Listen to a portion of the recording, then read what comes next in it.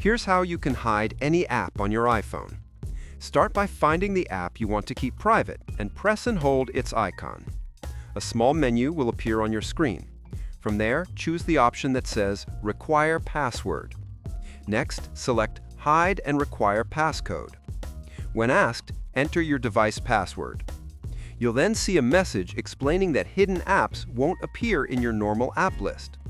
Just tap Hide App to confirm. Now your app is completely hidden.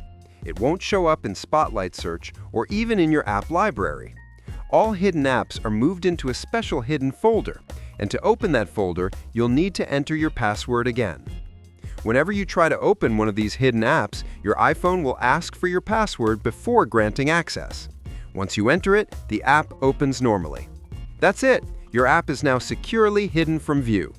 If you like this video, make sure to drop a like and subscribe to Learn Mode Lab.